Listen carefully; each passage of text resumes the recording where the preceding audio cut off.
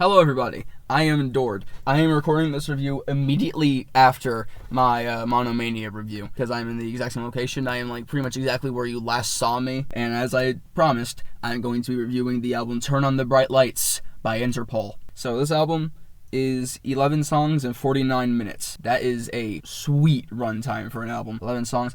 Also, at the end I'm going to be including a little bit of an analysis of The Specialist, a B-side released around the time of, I think it was on the B-side of the PDA single, maybe. It's not going to contribute to the score because it's not on the album, but I feel like even if it did, it wouldn't change the score much. This album starts off with Untitled and then Obstacle 1. That's a great sign of where the sequencing goes on this album, and that is where the sequencing goes on this album. This album flows incredibly. It has the softer moments, sandwiched between the louder moments, faster moments, whatever you want to call them. I just see two birds just bouncing around over there. When this album does get softer, it has more of a dream pop, gothic, post-rock influence, and it's really cool. When it gets faster, it's more post-punk revival, indie rock, garage rock type stuff, and that's also really good too. That's a really great blend. That's a really interesting blend, the way it does that. The way it can just go straight from NYC into PDA and from Obstacle 1 is just nuts. The production on this album is busted. It is so good. A lot of the guitars have kind of not really... Check and see who that was. They don't have the best production ever, because again, garage rock is a thing I mentioned on this album. That's not... That is kind of a lo-fi genre. Well, not really, but come on. Listen to that first Strokes album. Listen to any of the first handful of White Stripes albums. Those albums are good. They have really great ideas. They are produced like dog shit, and that's what makes them so good. But even then, the production on this is still really cool. It has some great textures every now and then. It has just synths on a lot of songs that just add a lot of atmosphere and mood and texture to these songs to just kind of prevent them from being just straight up boring, bland, just garage rock tunes. And also post rock has a perfect symbiosis with that kind of thing. So the lyrics on this album, it's not a concept album. A good chunk of the time the songs are about love. It's a pretty basic album lyrically for half of it, but there are some other songs that are really fascinating lyrically. Obstacle 1, I don't know if this is confirmed. I'm pretty sure even the band doesn't know what the fuck it's written about. It's apparently about the side of a plus size model, and so far the only thing I've seen to support that claim is the you go stabbing yourself in the neck being a double entendre for and stabbing insulin in the neck, which I guess. Hands Away is about gay bondage, which is a really interesting concept for a song. Not that there's many lyrics on that song that explore that theme besides the opening lyric. PDA, I think the band, I think the singer Paul Banks said is about, and the lyricist Paul Banks is about he doesn't know what it's about either. I think he just guesses it's about the chorus could be about ravers in a storage unit. And the last song I do want to mention lyrically is the song Roland. The song is about a butcher, Roland, who has 16 knives, usually what butchers have, knives, and carries them around the town. At least he tries. And the reason why he tries and isn't successful in it sounds, is because he was caught with knives in public places, and I assume got arrested for that. And the implication is he's a murderer. He also could, just be a butcher and just innocently prosecuted. And see, here's the really interesting thing that I didn't know about that until I looked it up. Apparently the song, carrying knives around in public places if you are a butcher is completely okay in Poland, where this guy is from.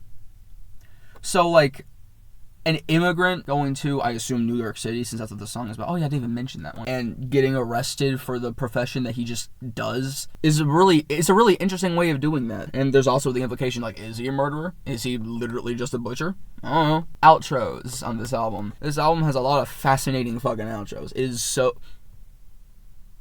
I completely forgot something. This is an Interpol review, and Interpol is like the suited up indie rock kids. They're cool as fuck. I'm gonna be cool as fuck for this review. Cool they them sunglasses. So the outros on this album, they are really like sometimes on songs that are kind of I don't know about uninteresting, but songs that are like weaker. Sometimes it just throws in an outro that just completely blows you away. A lot of the outros on this album are really interesting in the fact that they aren't just outros. They're like, done well. They're pretty much whole extra song parts tacked onto the end of songs meant to like elevate the song that you currently just listened to. I think the best example of that would be like PDA. For the longest time, I've thought was like a pretty okay like Interpol song. I'm gonna be taking these sunglasses off actually. That was stupid. For the longest time, I thought PDA was just like an okay Interpol song until the outro. I always thought that song was just kind of fine. In retrospect, it is a great song. It still has a nice sticky hook. So it's a really anxious vibe on the song that I just think is unparalleled on any other song on this album, and it's really great. The outro just goes. The chorus just goes on, stops. Just a one-note guitar hammering on the D sharp, and that slowly goes into a melody. Bass is added on top, another guitar melody is added, then the drums are added, then it just is fireworks. I love the way PDA ends. Same thing for like Obstacle 1. It just goes into like that A minor like move up and down. I love it so much. And the way it just grows into something that like puts me to fucking orbit. It is great. So as a Diver pretty much turns into a whole different song for the outro. And also Leif Erikson changed the songs too. And the new has like 3 different outros. And also I just think that this album is like really tightly made. The musicianship on this album is totally unparalleled. The two guitars on this album, the rhythm guitar, the lead guitar, the bass on this album, we'll get to the bass, the drums on this album, the singing, oh my fucking god, it is so tightly done. They are so good at playing their instruments. It is awesome. I absolutely love the bass lines all over this album. The bass lines all over this album are what rock bass lines should be. They shouldn't just be like, a backbone to a song. They should like actually move up and down the fretboard. There's some songs that have like a bass, like just like actual like stick to the flow, like bass melodies, like Untitled, like Leif Erikson, like Hands Away for like the 20 seconds it shows up, like NYC when it shows up there. It does like nice octave jumps. It's all in drop D while the rest of the guitars are in standard. It's really cool. I actually kind of regret recording it here because I wish I was like at home or something so I could like play some of the bass lines along with it to show you just how great they are. I kind of can't do that, but right now. But take my word for it. Carlos is an amazing bass player. I love him. He's great. Didn't he like hate playing bass? How? Why? Because was he doing what I was doing and just kind of playing a bass like a guitar? I actually think people that play a bass like a fucking guitar, like that's a really great way of interpreting that, and it's really cool. I have some small negatives on this album. I should also mention I hate the word filler. I hate that word, and I hate that I've used it in pretty much every single review I made besides Monomania. I just think that there are some moments that most definitely outshine others. Obstacle 2 is a good song, and the outro's great. It's a great outro. I don't know if the outro saves the song this time around, though. Sail of the Angels is also a really good song. It's actually better than Obstacle 2, and it is one of the singles, so that's cool. I just think like some of the riffs are kind of too repetitive and like repeated too often throughout the song. Roland repeats verse 1 for verse 2, which it was already really concisely written, so I guess it didn't necessarily have to have a verse 2, and if it did, it might just muddy the lyrics already. So I kind of get that it is repeated, but it doesn't change the fact that it is repeated and does kind of feel like time is being wasted. The weakest song on this album, which I feel like I'm going to get like cooked for, is the song The New. I think for the most part, it's a really good, slow Interpol song. I think it's the longest on this album. It's either that or Sell It. It has a really great bass line in the very beginning, and actually continues to have a great bass line throughout. Like, that doesn't change. It has a great start. Then it goes on then it goes down to like a build up into a part that we'll talk about. There's like a key change there from like C major to D major. The way the bass, it just like hits that F sharp right beforehand. It's so eerie, and I love listening to it. I think the build up I think the explosion it builds up to is trying to achieve the same thing with the way like the B string detunes to a B flat, and then just tunes back up. I feel like it's trying to do that. I feel like that's not achieved with that. I feel like it's just kind of goes on. The bass line, that part is like easily the best part, and if I focus on it, I really don't notice that the rest of the song is happening, and that is cool. And also, the vocal melody there is pretty cool too. Then it goes into a part I think is groovy as hell. I just like love listening to it. It's awesome. Is that teacher?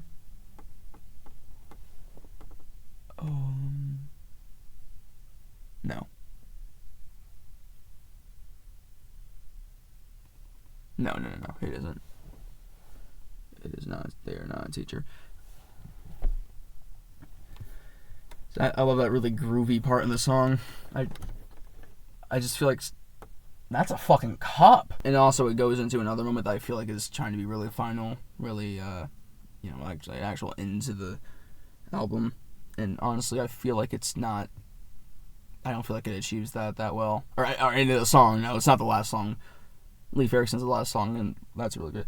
Leif Erikson's probably my karaoke song. I want to point that out. I don't really have a karaoke song, but Leif Erikson totally would be. That or Next Exit. I think it is a really strange way of, like, ending that song. The way that, like, it has 3 different smorgasbord-ass, like, endings.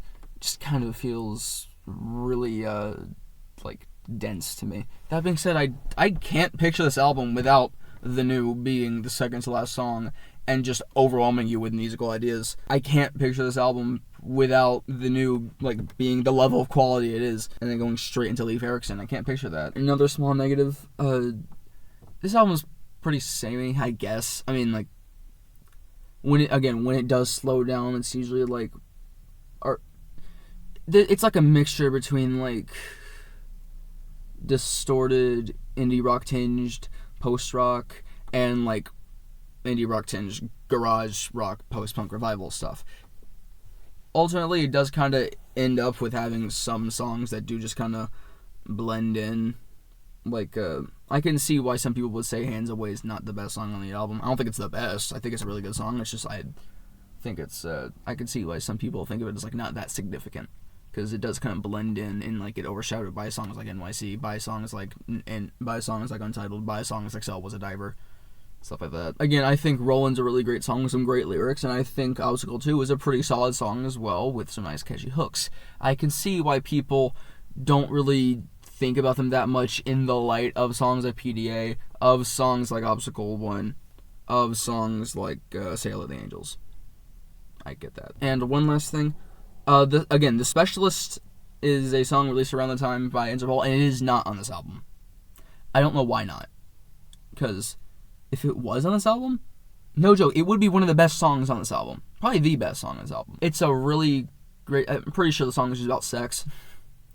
Like, I'm pretty sure it's just, yeah. Again, Interpol songs are really, like, hit or miss in terms of lyrics. It could just be about love, or it could be about a Polish butcher who gets wrongly persecuted. I think the song is incredibly well composed. I like the lyrics. I like the way, like, it builds up often in the verses. I like the way, like, it has a pretty much a multi-part chorus, but like a post-chorus, or I mean like a pre-chorus, chorus, and post-chorus, that kind of thing. I do like that. It's a really great song. It has absolutely bonkers song structure, kind of like Sail of the Angels, but I feel like it does it a little more consistently. And also it has that solo at the end, and it has like this weird like indie sleaze part that I think is really cool, and then it just goes into an outro. Man, that's amazing. It's a phenomenal way of ending a song. It would be a really great track on this album if it was on this album, and it isn't, and that's a fucking shame. So much like Monomania, I'm going to be giving Interpol's Turn on the Bright Lights a 10 out of 10. All the songs on this album are like amazing.